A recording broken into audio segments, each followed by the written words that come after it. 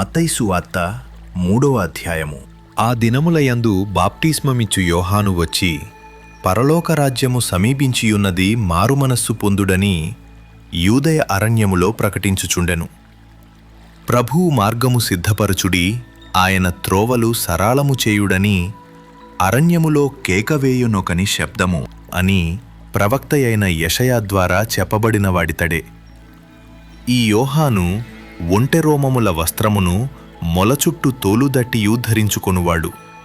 మిడతలును అడవి తేనెయు అతనికి ఆహారము. ఆ సమయమున యెరూషలేము వారును యూదయ వారందరును యొర్దాను నదీ ప్రాంతముల వారందరును అతని యొద్దకు వచ్చి తమ పాపములు ఒప్పుకొనుచు యొర్దాను నదిలో అతని చేత బాప్తిస్మము పొందుచుండిరి.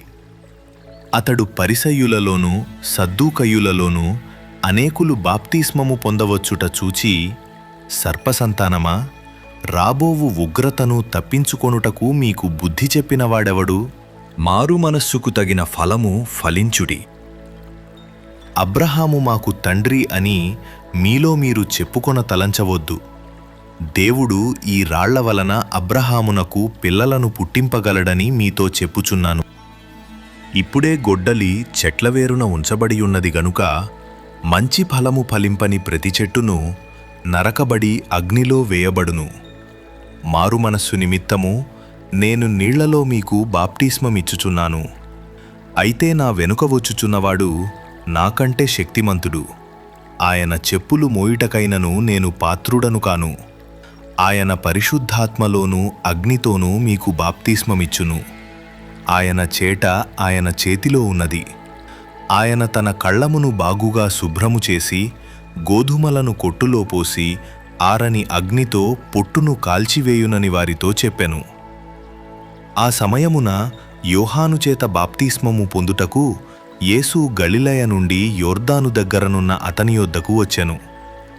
అందుకు యోహాను, నేను మీ చేత బాప్తిస్మము పొందవలసిన వాడనై ఉండగా నీవు నా యొద్దకు వచ్చుచున్నావా అని ఆయనను నివారింపజూచెనుగాని యేసు, ఇప్పటికి కానిము, నీతి యావత్తు ఇలాగు నెరవేర్చుట మనకు తగియున్నది అని అతనికి ఉత్తరమిచ్చెను గనుక అతడాలాగూ కానిచ్చెను.